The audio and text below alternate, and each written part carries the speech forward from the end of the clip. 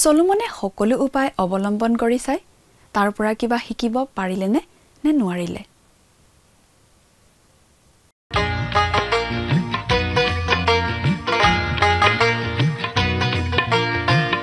আজিৰে পবিত্ৰ ক্ষণতে নমস্কাৰ আমাৰ এই ভক্তিবচন অনুষ্ঠানলৈ আমাৰ দৰ্শকসকলক উষ্ম আদৰণি জনাইছো এই ভক্তিবচন অনুষ্ঠানটো হৈছে বাইবেল অধ্যয়নৰ ধাৰাবাহিক অসমীয়া অনুষ্ঠান এই অনুষ্ঠানটো খ্ৰীষ্টীয় বিশ্বাসী লোকসকলৰ বাবে বিশেষভাৱে প্ৰস্তুত কৰা হৈছে ইয়াত গোটেইখন বাইবেল অধ্যয়ন কৰা হ'ব মাজে মাজে পুৰণি নিয়ম আৰু মাজে মাজে নতুন নিয়ম খণ্ডৰ পৰা একোখন পুস্তক লোৱা হ'ব আৰু পুস্তকখনৰ প্ৰতিটো পদ পঢ়ি সহজ সৰলভাৱে ব্যাখ্যা আগবঢ়াবলৈ চেষ্টা কৰা হ'ব এই ভক্তিবচন অনুষ্ঠানটো নিয়মিতভাৱে শুনি থাকিলে দৰ্শকসকলে গোটেইখন বাইবেল চোৱাৰ আৰু বুজি পোৱাৰ এটা সুযোগ লাভ কৰিব বুলি আশা কৰিব পাৰি এই অনুষ্ঠানৰ যোগেৰে খ্ৰীষ্টীয় বিশ্বাসী লোকসকল বিশেষভাৱে লাভৱান হোৱা বুলি জানিব পাৰিলে আমি নথৈ আনন্দিত হ'ম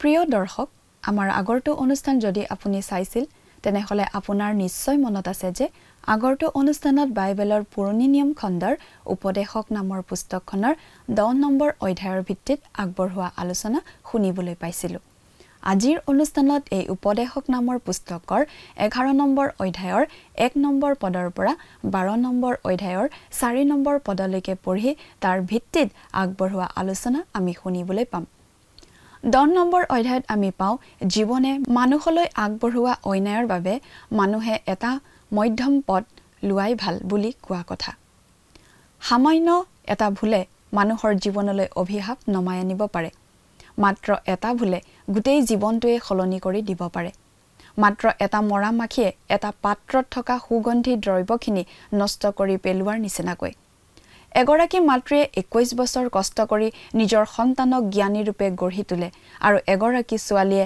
মাত্ৰ 5 মিনিটতে সেই ডেকাক মূৰ্খ সজাই পেলাব পাৰে এটা সৰু ভুল অলপ মূৰ্খামি সেই এটা জীৱন নষ্ট কৰিব পাৰে আৰু আনৰো জীৱন ধ্বংস কৰিব পাৰে শাসনত থকাজনৰ ৰাজনৈতিক মতামত আমাৰ লগত মিলক বা নিমিলক আমি শাসনকৰ্তাৰ বিৰুদ্ধে একো ক'ব নালাগে বুলি সলোমনে কৈছে শাসনত থকাজনক লৈ ঠাট্টা মস্কৰা কৰা অনুচিত কাৰণ ঈশ্বৰে তেওঁক সেই স্থানত ৰাখিছে আৰু শাসনত থকা সকলক সন্মান কৰিবৰ বাবে আমাক বাইবেলত অতি স্পষ্টভাৱে কোৱা হৈছে 11 নম্বৰ অধ্যায়ত সৎভাৱে জীৱন কটাব খোজা নৈতিক জীৱন যাপন কৰিব খোজা ব্যক্তিসকলে অনুসৰণ কৰিবৰ বাবে শ্ৰেষ্ঠ মধ্যম পন্থাটোৰ বিষয়ে কোৱা হৈছে যিজন মানুহে এটা ভাল জীৱন যাপন কৰি চলিব বিচাৰে যিজন মানুহে কোনো চৰম পথ নলয় এটা মধ্যম পন্থা বা নৰম পথ লবলৈ ভাল পায় গৰমো নহয় ঠাণ্ডাও নহয় কুহুমীয়া অৱস্থাতে থাকি ভাল পায়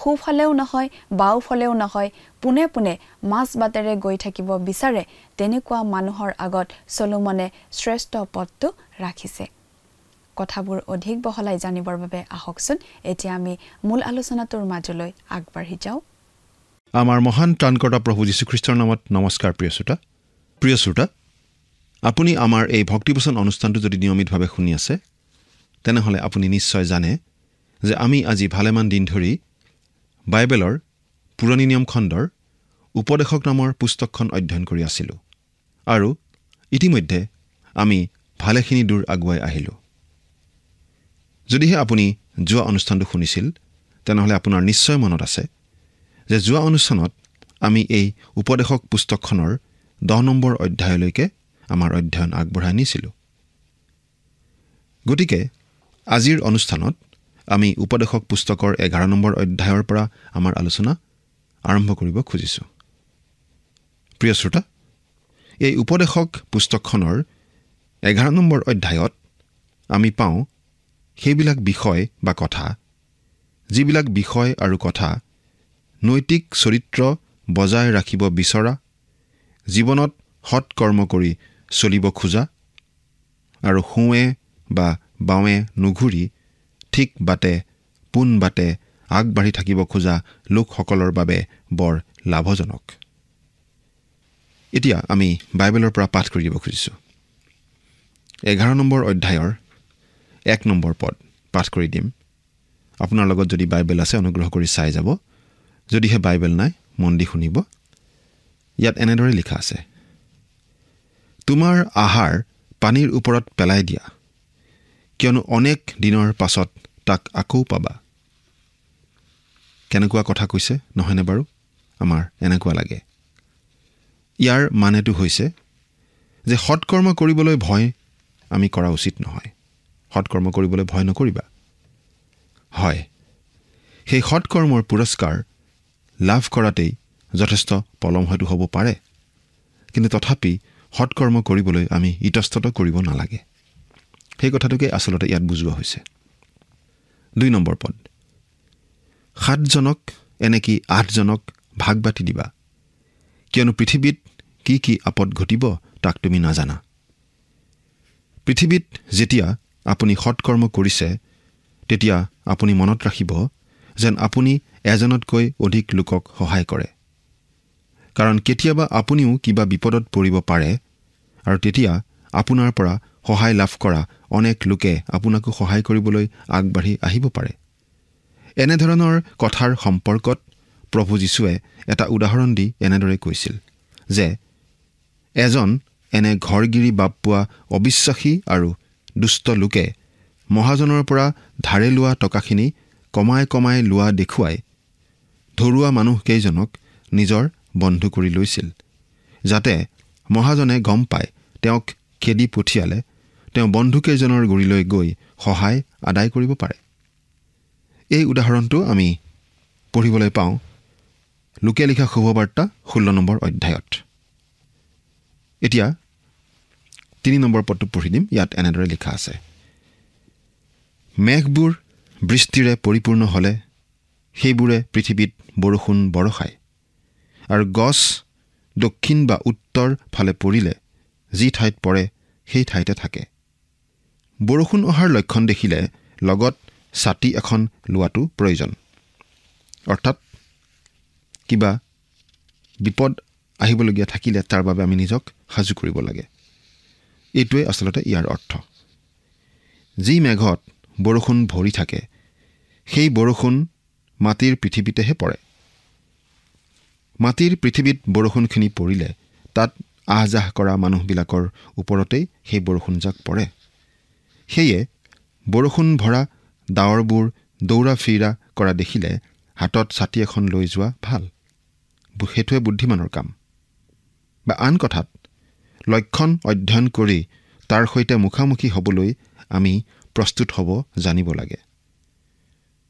তাৰ পাছত পদটোত কোৱা হৈছে যে ডাঙৰ গছ এজোপা কাটি বগৰালে বগৰুৱা ভাগেই বগৰুৱা ঠাইতেই থাকে, তাক লৰচৰ কৰা বৰ টান। ইয়াৰ যোগেৰে আচলতে বাৰু কি বুজোৱা হৈছে? ইয়াৰ যোগেদি এইটো ক'ব খোজা হৈছে যে কিবা এটা ডাঙৰ কাম কৰিবলৈ যোৱাৰ পূৰ্বে পৰিস্থিতিটো ভালদৰে আমি বুজি ল'ব লাগে। কাৰণ পৰিস্থিতিটো বুজি লোৱাৰ পূৰ্বে যধে মধে কামটো কৰিবলৈ যোৱাৰ পাছত নকৰোঁ বুলিও কোৱা টান হয়, আনহাতে কৰি সম্পূৰ্ণ কৰিবলৈকো টান হৈ পৰে। এইটোৱেই ইয়াৰ উদ্দেশ্য। 4 নম্বৰ পদ, যিজনে বতাহলৈ চায় তেওঁ কঠীয়া নিসিঁচিব, আৰু যিকোনোৱে মেঘলৈ দৃষ্টি কৰে তেওঁ শস্য নাদাব। তাৰ মানে বাৰু কি? অৰ্থাৎ আপুনি যি কৰে তাক জ্ঞানীভাৱে কৰিব। কোনো মানুহে যদি গুটি সিঁচিব খোজে তেন্তে তেওঁ বতাহ বন্ধ হোৱালৈ বাট চাওক। কোনো মানুহে যদি শস্য দাব খোজে তেন্তে বৰষুণ গুৰগুৰাই থাকোঁতে সেই কাম কৰিবলৈ আৰম্ভ নকৰিব। 5 নম্বৰ পদ, বতাহৰ গতি আৰু গৰ্ভৱতীৰ গৰ্ভত থকা হাড়বোৰৰ বৃদ্ধি যেনেকৈ তোমাৰ বোধৰ অগম্য, তেনেকৈ সৰ্বসাধক ঈশ্বৰৰ কাৰ্যও তোমাৰ বোধৰ অগম্য। মাতৃগৰ্ভত সন্তানে স্থিতি লোৱা আৰু সেই সন্তানটি জন্ম পোৱা গোটেই প্ৰণালীটো আজিও বৰ ৰহস্যজনক। তাতকৈও ৰহস্যজনক মানুহ এজন আধ্যাত্মিকভাৱে নতুনকৈ জন্ম পোৱা ঘটনাটো। এই কামটো পবিত্ৰ আত্মাই কেনেকৈ যে কৰে তাক আমি ক'ব নোৱাৰোঁ।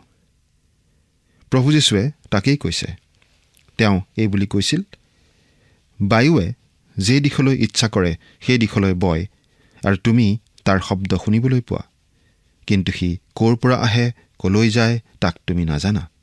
আত্মাৰ পৰা জন্মা প্ৰত্যেক মানুহৰ এনে হয়। এই কথা যোহনে লিখা শুভবাৰ্তা 3 নম্বৰ অধ্যায়ৰ 8 নম্বৰ পদত আমি পাওঁ। এনেকৈয়ে বহুবিলাক বিষয় আৰু কথা আছে, যিবোৰ বিষয় আৰু কথাৰ বিষয়ে আমি নাজানো, যিবোৰ আমি নুবুজো, আনকো বুজাই দিব নোৱাৰোঁ। তাৰমানে এই পদটোৰ অৰ্থ হৈছে যে আমি নজনা বিষয় বা কথাই যেন আমি জনা বিষয় বা কথাত কোনো বিঘিনি নজন্মায়।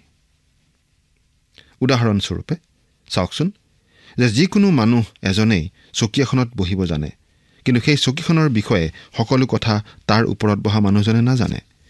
চকীখনৰ ওপৰত তেওঁ বহিব জানিলেও তেওঁ নাজানে চকীখনৰ কাঠখিনি কোনে কেতিয়া কোন ঠাইৰ পৰা কাটি আনি বিক্ৰী কৰিছিল, কোন মিস্ত্ৰীয়ে সেই চকীখন সাজিছিল, চকীখন তৈয়াৰ কৰোঁতে মুঠ কিমান টকা খৰচ পৰিছিল আৰু তৈয়াৰ কৰি অটাবলৈ কেইদিন সময় লাগিছিল, বা চকীখনত কেইটা সঠিক গজাল মৰা হৈছে আৰু সেই চকীখন কিমান দিন টিকি থাকিব ইত্যাদি ইত্যাদি কৰি বহু কথাই তেওঁৰ জনা নাথাকে আৰু সেইটো জনাৰ আচলতে প্ৰয়োজন নাই। কিন্তু তথাপি এটা কাম হ'লে অতি সহজভাৱেই জানিছিল, আৰু সেয়ে হৈছে যে তেওঁ বৰ সহজভাৱে আৰু সৰল সহজ বিশ্বাসেৰে সেই চকীখনৰ ওপৰত বহিব পাৰিছিল বা বহিবলৈ জানিছিল। ইয়াত বহিব জনা বা বহিব পৰাটোৱেই প্ৰয়োজনীয় কথা, মানে বহাটোৱেই প্ৰয়োজনীয় কথা। সেয়ে এই পদটোত কোৱা হৈছে যে আপুনি জনা কথাক আপুনি নজনা কথাই দিগদাৰ নকৰক। 7 আৰু 8 নম্বৰ পদ। বাস্তৱিকতে পোহৰ সন্তোষ দিওঁতা আৰু চকুৰ পক্ষে সূৰ্য দৰ্শন ভাল। এনেকি কোনো মানুহ অনেক বছৰ জীয়াই থাকিলে তেওঁ সেই সকলোতে আনন্দ কৰক, কিন্তু আন্ধাৰ দিনো মনত ৰাখক, কিয়নো সেই দিন অনেক হ'ব। যি যি ঘটে সেই সকলোৱেই অসাৰ।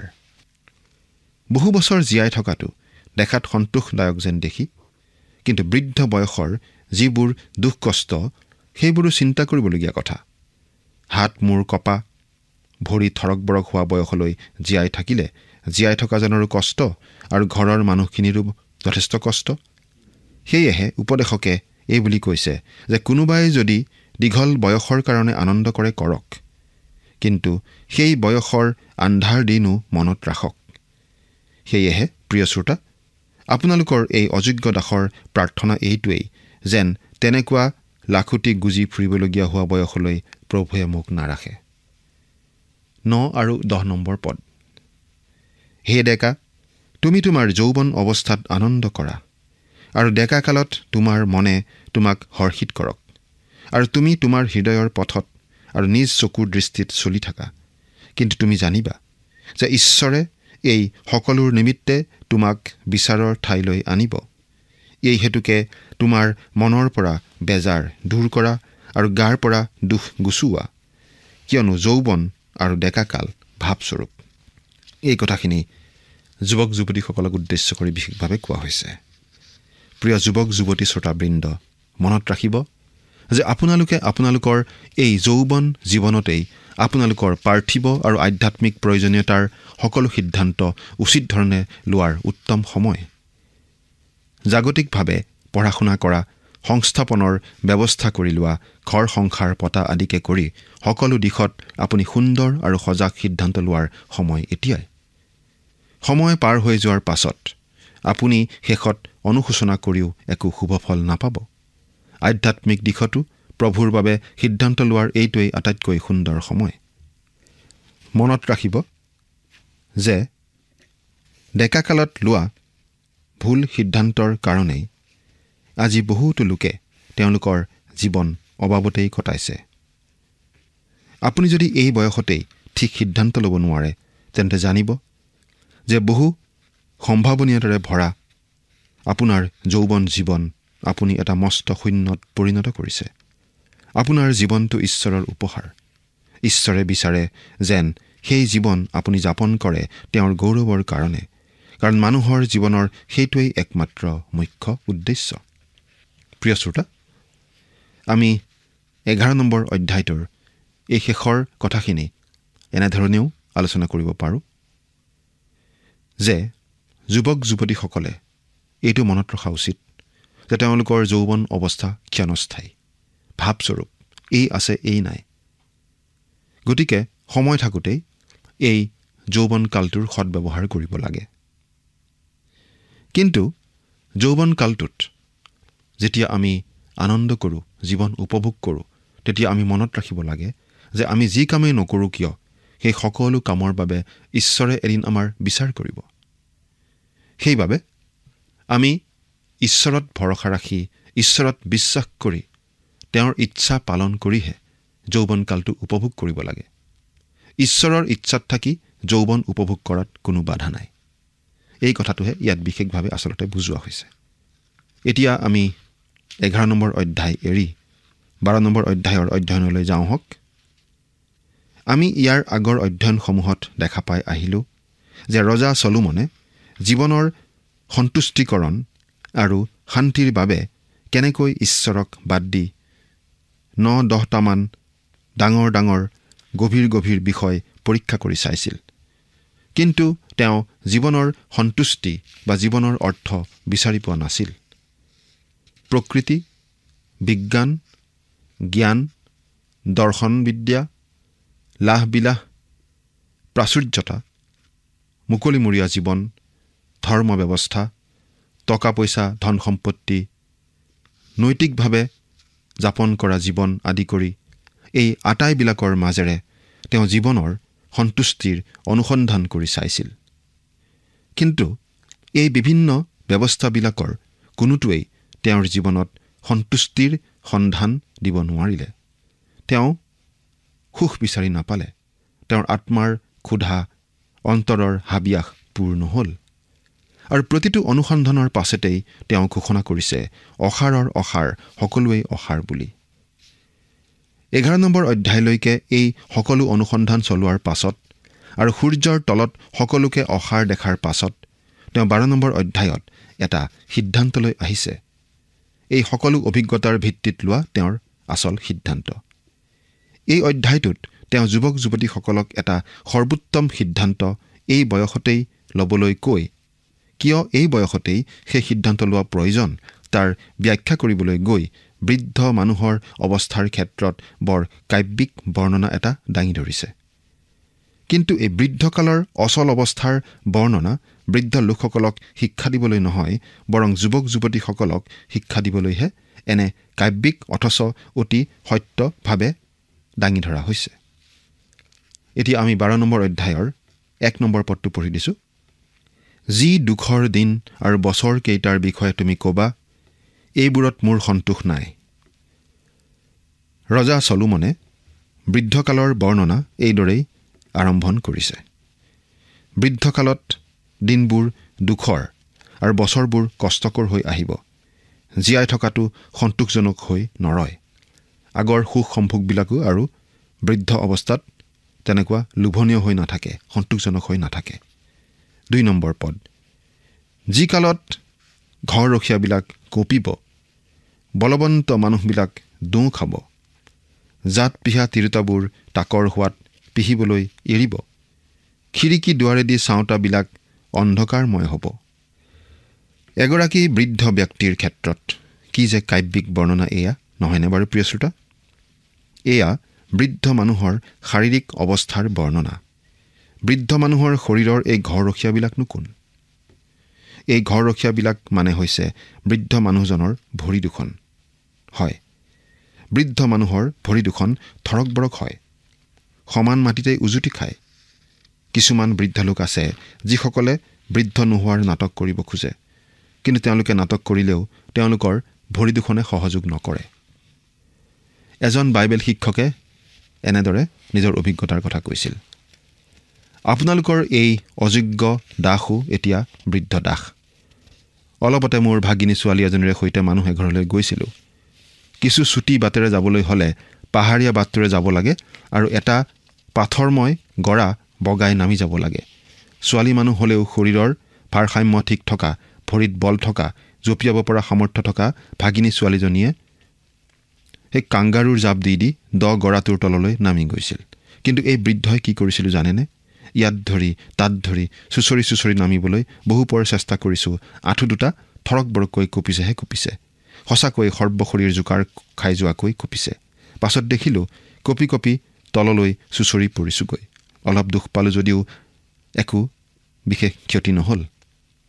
প্ৰিয় শ্ৰোতা, আঁঠুৰ বলত নহয়, সেয়া ঈশ্বৰৰ বিশেষ অনুগ্ৰহৰ বলতহে সেইদিনা সেই ব্যক্তিজনে আঘাত নাপালে।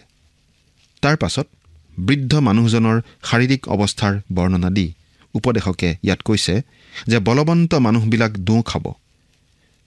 বৃদ্ধ মানুহৰ শৰীৰত কোন এই বলৱন্ত মানুহবিলাক? হয়, বৃদ্ধ মানুহজনৰ কঁকাল, পিঠি, পোন, ডিঙি ইত্যাদিবিলাক। বৃদ্ধৰ কঁকালত, পিঠিৰ ৰাজহাড়ডালত আৰু ডিঙিত বল নোহোৱা হৈ আহে। কঁকাল লাহে লাহে পৰি আহে, পিঠি লাহে লাহে ভাজ লাগে। তাৰ পাছত কোৱা হৈছে যে জাত পিহা তিৰোতাবিলাক তাকৰ হোৱাত জাত পিহিব এৰিছে। বৃদ্ধৰ শৰীৰত এই জাত পিহা তিৰোতাবিলাকনো কোন? হয়, বৃদ্ধৰ মুখৰ ভিতৰত থকা দাঁত দুপাৰীয়েই হৈছে জাত পিহা সেই তিৰোতাবিলাক। 30-32জনী জাত পিহা তিৰোতাবিলাক তাকৰ হৈ বৃদ্ধকালত যেনে তেনে 10-12টামানহে থাকেগৈ। অৱশ্যে বহুতৰ তাৰ আগতেই কমি নোহোৱা হ'ব ধৰে। তাৰ পাছত বৃদ্ধৰ শাৰীৰিক অচল অৱস্থাৰ কথা কৈ এই বুলি কোৱা হৈছে যে খিৰিকী দুৱাৰেদি চাওঁতাবিলাক অন্ধকাৰময় হ'ব। কিন্তু বৃদ্ধৰ শৰীৰৰ খিৰিকী দুৱাৰেদি চাই অন্ধকাৰময় হোৱা সেইবিলাকনো কোন? বৃদ্ধৰ শৰীৰৰ চকুহালেই সেইবিলাক।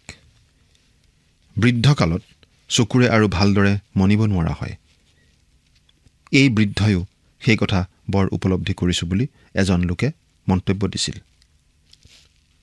তেওঁ এনেদৰে কৈছিল, মোৰ এতিয়াও মনত আছে, চকুৰে ভালদৰে মনিব নোৱাৰি মোৰ স্বৰ্গীয় দেউতাই মোৰ ভেনিহিদেউ তেখেতৰ নিজৰ জোঁৱাইককেই কেনেকৈ এবাৰ হেৰি বিয়ৈ বুলি মাতি স্বৰ্গীয়া পূজনীয়া মাৰ ভাল গালি খাইছিল। এতিয়া 3 নম্বৰ পদটো পঢ়ি দিছোঁ। বাটৰ ফালৰ দুৱাৰ বন্ধ হ'ব, যি কালত জাঁতৰ শব্দ অতি সৰু হ'ব, এটি চৰাইৰ মাততে মানুহ উঠিব, গায়িকাবিলাকে সৰু মাতেৰে গাব। বাটৰ ফালৰ দুৱাৰ বন্ধ হোৱা মানে বৃদ্ধই আৰু ভালদৰে নুশুনা হ'ব। এবাৰ তেনেকুৱা 2জন বৃদ্ধ লগ পোৱাপুই হৈছিল। প্ৰথমজনে দ্বিতীয়জনক সুধিলে, হেৰি বজাৰলৈ যায় নেকি? দ্বিতীয়জনে ক'লে, নহয়হে, বজাৰলৈহে যাবলৈ ওলাই আহিছোঁ। তেতিয়া প্ৰথমজনে ক'লে, মই আকৌ আপুনি বজাৰলৈ যায় বুলিহে ভাবিছিলোঁ। এয়া হৈছে বৃদ্ধৰ বাটৰ ফালৰ দুৱাৰ বন্ধ হোৱা শাৰীৰিক অৱস্থাৰ চিন। অৰ্থাৎ বৃদ্ধ লোকে কাণেৰে ভালকৈ নুশুনা হ'ব। তিৰোতাসকলে যেতিয়া জাত পিহে তেতিয়া বৰ শব্দ হয়, কিন্তু বৃদ্ধৰ কাৰণে সেয়া অতি কম শব্দৰ নিচিনা হয়। তাৰ পাছত কোৱা হৈছে যে এটি চৰাইৰ মাততেই মানুহ উঠিব। কাণেৰে শুনি পাই যে সাৰ পাই উঠিব সেয়া নহয়, কিন্তু বৃদ্ধকালত ভাল টোপনি নহা হ'ব।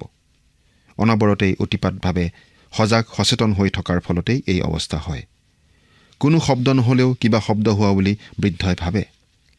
গায়িকাবিলাকে সৰু মাতেৰে গাব মানে তেওঁৰ নিজৰো গলাৰ পৰা জোৰ মাত নোলাব, নিজে গান গাব নোৱাৰা হৈ আহিব।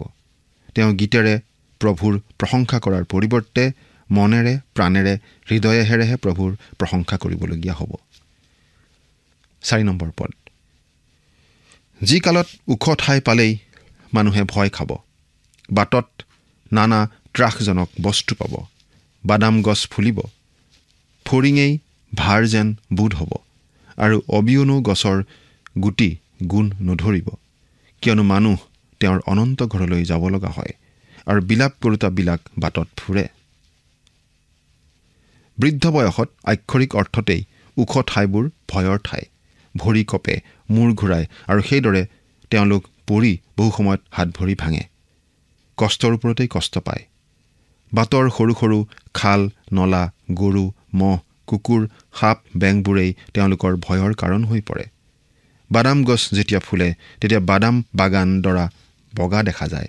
বৃদ্ধৰো মূৰৰ চুলিখিনিৰে মূৰৰ ওপৰ ভাগখিনি ফুলফুলা বাদামৰ বাগান দৰা যেন হয়। তেওঁলোকৰ বাবে ফৰিঙেই ভাৰ যেন বোধ হয়। মানে তেওঁলোক এতিয়া অলপ পৰিশ্ৰমতেই ভাগৰে, অলপ কথাতেই বিৰক্তি পায়, মৰম কৰিলেও মৰম নকৰা বুলি ভাবে। অবিয়নো গছৰ গুটিয়ে গুণ নধৰিব। মানে তেওঁলোকৰ আৰু কোনো মোহ মায়া কামনা বাসনা এইবোৰ নাথাকিব।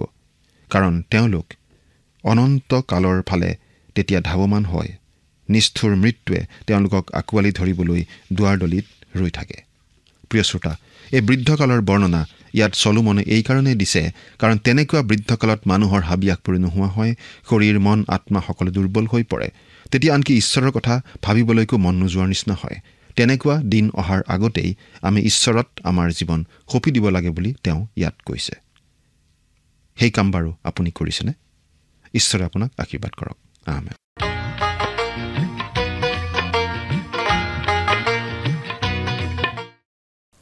চলোমনে সকলো পথ অৱলম্বন কৰি চাইছিল জীৱনত সন্তুষ্টি লাভ কৰিবৰ বাবে। তেওঁৱে হয়তো একমাত্ৰ মানুহ যিজনে এনে সকলোবোৰ উপায় পৰীক্ষা কৰি চাইছিল। কিন্তু সেই সকলো পৰীক্ষা কি চোৱাৰ পাছত তেওঁ কি সিদ্ধান্তত উপনীত হৈছিল সেই বিষয়ে তেওঁ সামৰণিত অতি স্পষ্টকৈ কৈছে। চলোমনে মানুহে ভাবিব পৰা সকলো ধৰণৰ পথ গ্ৰহণ কৰি চাইছিল। জ্ঞান অৰ্জন, শাৰীৰিক ভোগবিলাস, নৈতিকতাৰ পথ, ধৰ্মকৰ্ম, ধন সম্পত্তি অৰ্জন, নিয়তিবাদ, নিৰ্বিকাৰভাৱে জীৱন কটোৱাৰ পথ সকলো তেওঁ চেষ্টা কৰি চাইছিল। কিন্তু অৱশেষত তেওঁ সকলো অসাৰ বুলি তেওঁ সিদ্ধান্তত উপনীত হৈছিল। কোনোটো পথেই তেওঁক জীৱনত সন্তুষ্টি দিব পৰা নাছিল। সেয়েহে তেওঁ জীৱনৰ বাবে অতি গুৰুত্বপূৰ্ণ সিদ্ধান্তত উপনীত হ'ব পাৰিছিল আৰু বৃদ্ধ অৱস্থা অহাৰ আগতেই ডেকা অৱস্থাতে জীৱনৰ পথ ঠিক কৰি লোৱাৰ বিষয়ে তেওঁ উপদেশ দিব পাৰিছিল। আজিলৈ আমাৰ অনুষ্ঠানটিৰ ইমানতে সামৰণি মাৰিব খুজিছোঁ। পৰৱৰ্তী অনুষ্ঠানত আপোনালোকক পুনৰ লগ পোৱাৰ আশা ৰাখিছোঁ। সামৰণি মৰাৰ আগতে আহকচোন আমি খন্তেক প্ৰাৰ্থনাত মূৰ্ণত কৰোঁ হওক। স্বৰ্গত থকা অতি মৰমীয়াল দয়ালু পিতৃ ঈশ্বৰ, প্ৰভু তোমাক ধন্যবাদ দিছোঁ তোমাৰ প্ৰেম আৰু তোমাৰ অনুগ্ৰহৰ বাবে।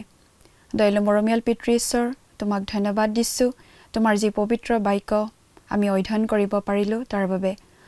দয়ালু মৰমীয়াল পিতৃ ঈশ্বৰ, বিশেষকৈ প্ৰাৰ্থনা কৰিছোঁ তোমাৰ বাক্যৰ যোগেদি প্ৰভু আমি আজি যি শিকিলোঁ সঁচাকৈ পিতৃ আমি প্ৰত্যেকে যাতে তাক নিজৰ জীৱনত ব্যৱহাৰ কৰিব পাৰোঁ তেনে তুমি আশীৰ্বাদ দান কৰা। আৰু আমাৰ যাতে আমি নিজৰ বিষয়ে সদায় নাভাবি কিন্তু যাতে আমি আনৰ কাৰণেও যাতে আমি ভাবিব পাৰোঁ তেনে আশীৰ্বাদ, তেনে অনুগ্ৰহ প্ৰভু আমাৰ প্ৰত্যেকৰ জীৱনত তুমি বাকি দিবা। এই সকলো যাচনা মহান ত্ৰাণকৰ্তা প্ৰভু যীশু খ্ৰীষ্টৰ নামত অৰ্পণ কৰিলোঁ। আমেন।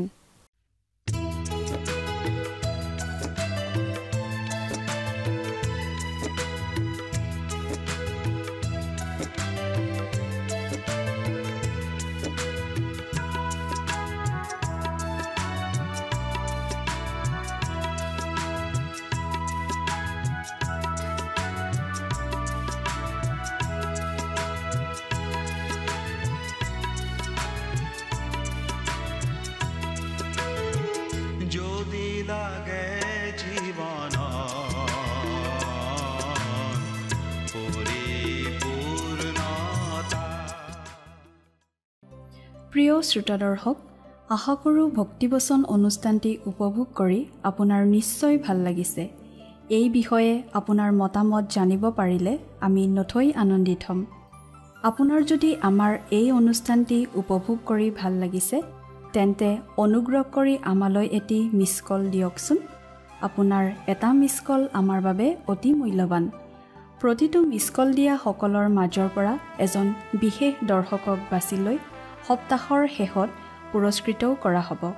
মিছ কল দিয়া নম্বৰটো হৈছে 04449081 আপোনাৰ যদি কিবা প্ৰাৰ্থনাৰ বিষয় থাকে বা অধিক জানিবলৈ ইচ্ছা কৰে তেন্তে টেলিফোনৰ মাধ্যমেৰেও আমাক যোগাযোগ কৰিব পাৰে।